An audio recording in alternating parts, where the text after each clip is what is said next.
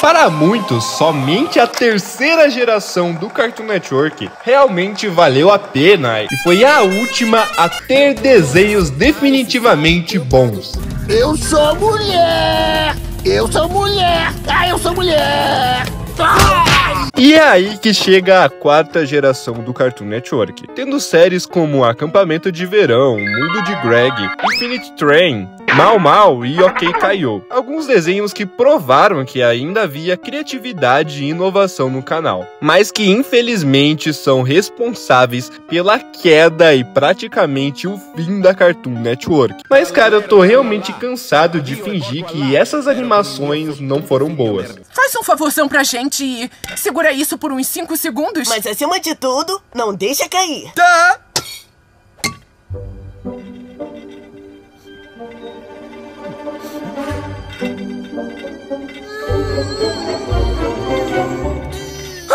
Por que não fez isso quando eu era bebê? Então por isso hoje eu chego aqui com uma missão quase impossível: defender esses desenhos, ou descobrir se eles realmente são tão ruins assim. Será que eles são responsáveis pela queda da Cartoon Network? Eles chegam no nível de outros desenhos mais antigos ou são totalmente descartáveis? Descubra todo esse caos no vídeo de hoje. Para começar, digamos que a gente possa dividir o Cartoon Network em 5 grandes gerações, cada uma representando não apenas um período de animações, mas também uma estética única e uma vibe distinta que definia a experiência no canal. A primeira geração vai de 1996 a 2003, deixando claro que a Cartoon existe desde 92, mas nessa época ela só passava desenhos considerados clássicos, né? Como Flintstones, Scooby-Doo, Zé Colmeia, Looney Tunes, Tom e Jerry, mas com a chegada do famoso Cartoon Cartoons que a parada mudou e trouxe animações icônicas como Laboratório de Dexter, As Meninas Superpoderosas, Dudu e Edu, Billy Mandy e Coragem o Cão Covarde. Essas e muitas outras séries foram fundamentais para o sucesso do Cartoon Network, pois não apenas apresentavam personagens memoráveis, mas também abriram espaço para diferentes tons e gêneros dentro das animações. Esse período foi marcado por muita criatividade e experimentação, permitindo que os estúdios e os animadores ousassem em estilos narrativos e visuais diversos ali, e para muitos, essa foi a melhor época do canal, tanto que é amada e adorada até os dias de hoje, né? E para mim, com certeza é uma das gerações mais memoráveis. Já a segunda geração, de 2004 a 2009, foi uma fase mais de transição ali, porque depois do sucesso da geração anterior, o Cartoon Network começou a diversificar sua programação, trazendo produções que apostavam em tramas mais elaboradas e personagens mais complexos. Um dos grandes destaques desse período foi Ben 10, A Mansão Foster para Amigos Imaginários, Flapjack, Hi Puff e o Miyumi Show e Chowder. E falando exclusivamente de Ben 10, esse aí ele elevou o nível das animações ao apresentar uma narrativa mais madura e focada no desenvolvimento dos personagens. Essa série abriu caminho para outras animações investissem em histórias mais sérias, algo que nos dias de hoje não é tão valorizado assim.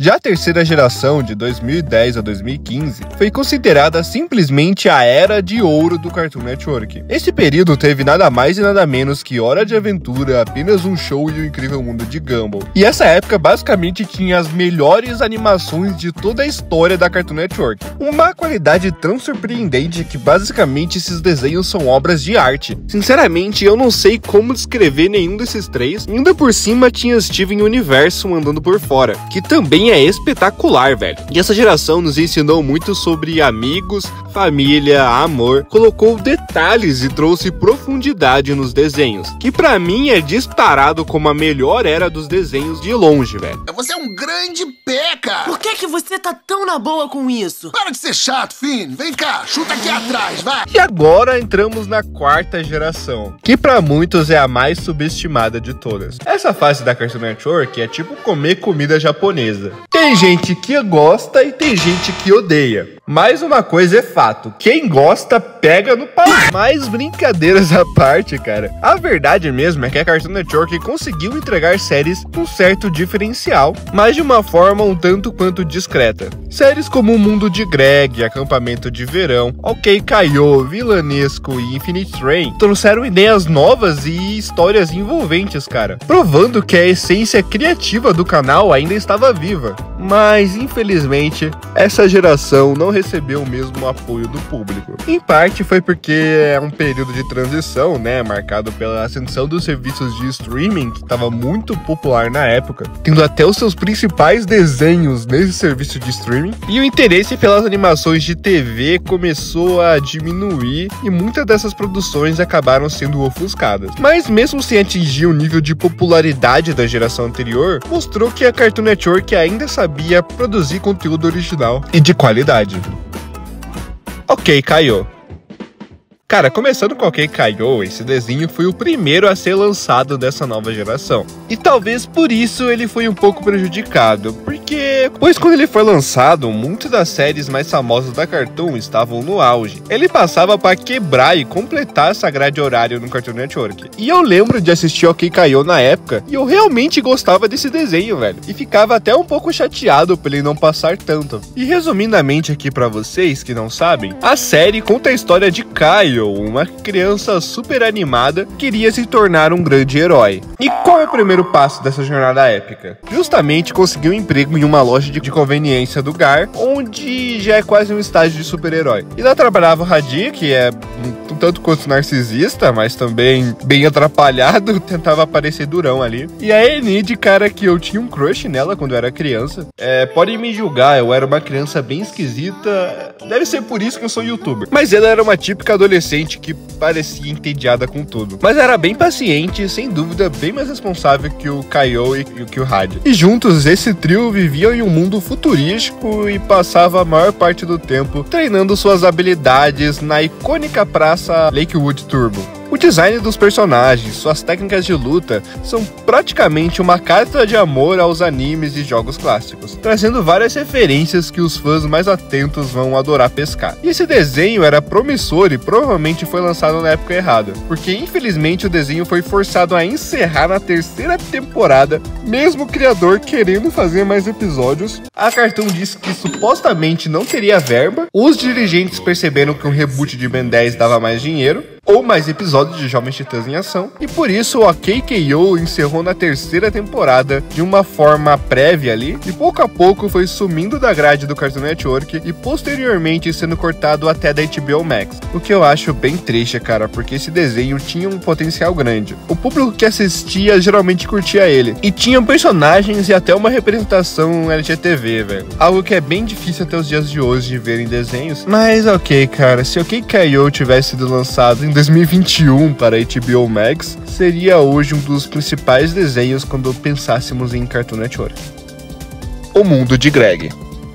Cara, esse desenho no fundo do meu coração, mano, eu acho ele maravilhoso. Literalmente tudo nele me encanta. E talvez eu seja um pouco suspeito em falar sobre ele, porque eu acho a ideia desse desenho fantástica, mano. Eu amo o estilo dele, cara. Esse desenho, mano, eu não sei. Eu super valorizo ele demais, mano. É uma relação de amor que eu sinto naturalmente. Porque eu, com 20 anos e barba na cara, assisto essa parada e dou uma risada feito um maluco no hospício. E eu não sei porquê, mano. Porque basicamente esse desenho conta a história de Greg Williams, um guri que gosta de brincar com seus amigos Kelsey e JP. Ele é o líder do grupo e anda pra cima e pra baixo segurando um mapa que ele mesmo fez do riacho. Eu já falo sobre o riacho, mas é basicamente um lugar que eles vivem várias aventuras e ajudam um bando de crianças esquisitas. A Kelsey, que eu falei, é sempre vista com um tubo, que pra ela é uma espada, junto com seu periquito de estimação, o Mortimer, que fica normalmente no topo da sua cabeça. Ela é totalmente aventureira e tende a ser excessivamente dramática, achando que é uma guerreira. Ela é realmente muito dramática. E o João Paulo, mais conhecido como JP, mesmo não sendo o mais brilhante e inteligente do grupo, é sempre muito útil e gentil com as pessoas à sua volta, sendo bem maduro em muitas vezes, cara. E os cabas se aventuram num riacho, o nome que eles dão pra uma grande expansão da floresta ao redor de um riacho, e lá é meio que um RPG de crianças, tá ligado?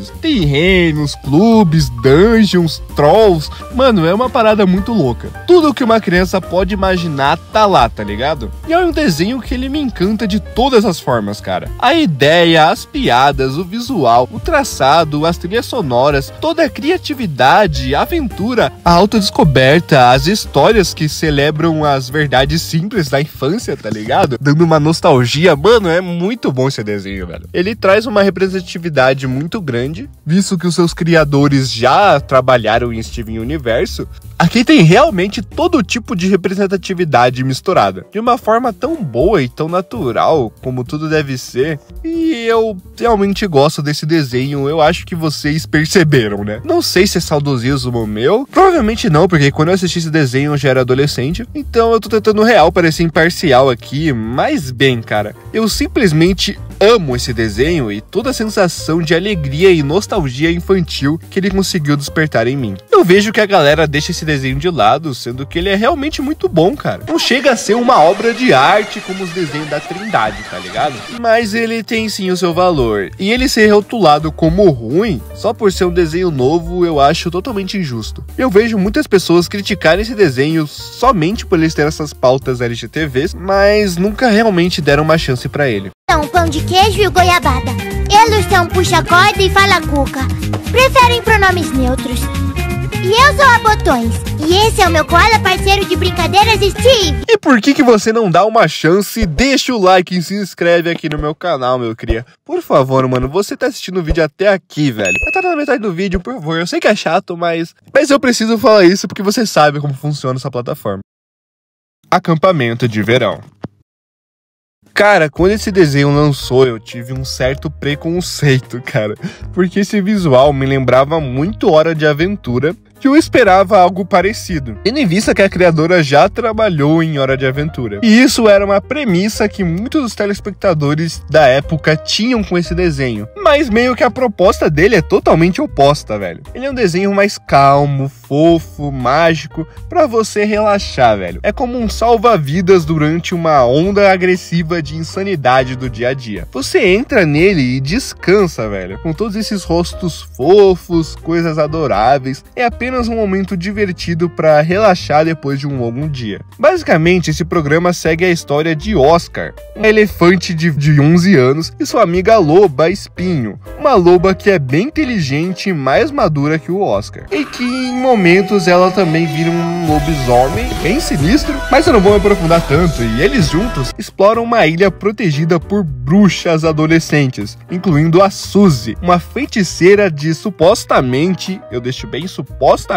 15 anos, que para muitos era totalmente irritante, mas eu gostava dela. Eu assumo que ela às vezes era bem babaca, até demais assim da conta, mas eu gostava dela, e quem nunca foi babaca uma vez na vida, né? Tá bom que ela era quase toda hora, mas tudo bem. E mano, essa série brilha ao misturar humor, fantasias e temas como autoaceitação, tem representatividade LGTV, bem natural e construída, mas contudo, mano, a série passou por momentos de polêmicas e cancelamento, graças à fusão da Warner, que para diminuir os impostos, tirou essa série do HBO Max, assim como OK Caiu sofreu, mas felizmente essa série conseguiu ter um final digno, e eu realmente acho um desenho bom, cara. Mas ele com toda certeza não atinge todos os públicos. Tem bastante gente que eu acho que não vai gostar dele, e ele é bem esquecido por muitos. Eu acho que é porque por um período de tempo ele só passava de madrugada no Cartoon Network, aqui do Brasil pelo menos. Eu não sei se eu tô maluco, mas de todas as vezes que eu assisti esse desenho na Cartoon, era papo de meia-noite, 2 horas da manhã, tá ligado? Eu não lembro de assistir esse desenho de tarde, por exemplo. Eu não sei se é uma loucura da minha cabeça, mas eu tenho essa memória. Mas mesmo assim, com as suas 6 temporadas cheias de magia, criaturas fantásticas e momentos emocionantes, essa animação é um verdadeiro tesouro e merece mais reconhecimento.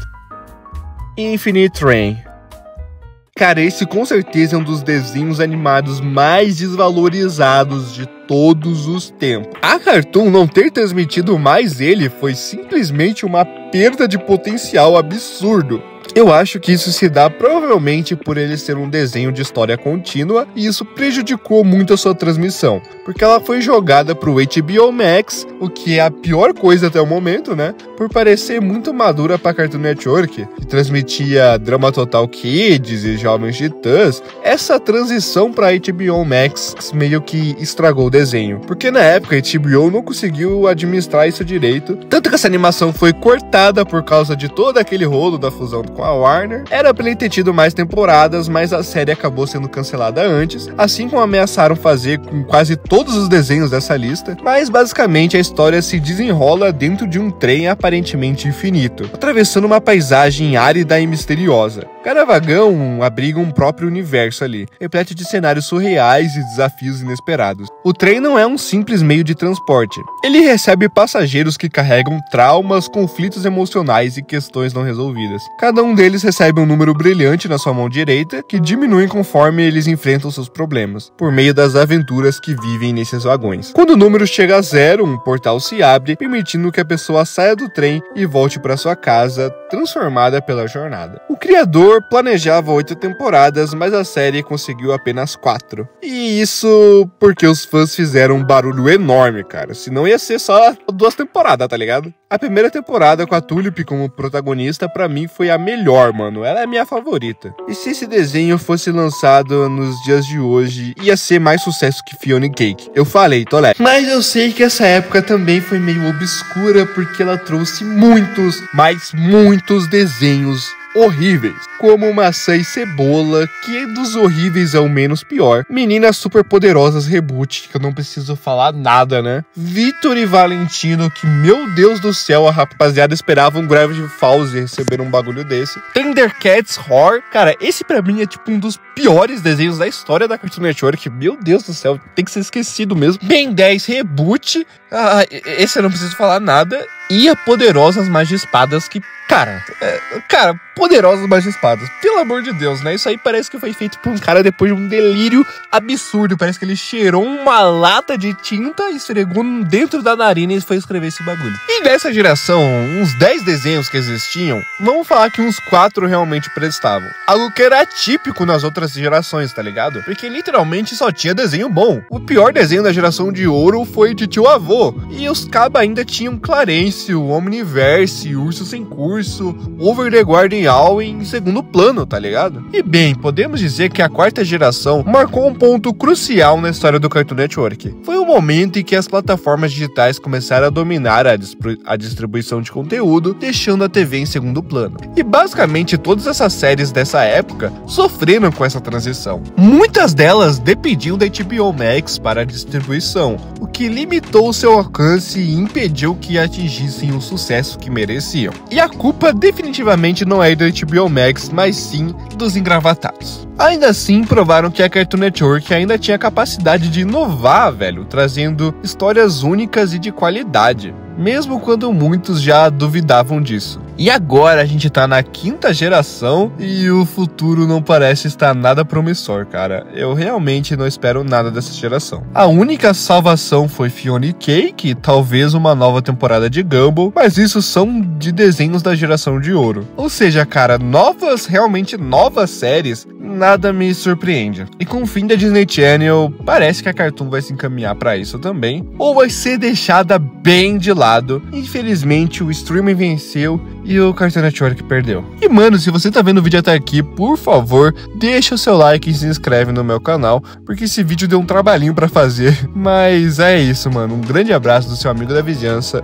e até mais. E eu gostaria de mandar um abraço para todos os membros aqui do canal por permitirem esse canal estar vivo. Corujando na Lua, Leirbag 406, o Daniel, o Desmoney e também o Gustavo Jancon.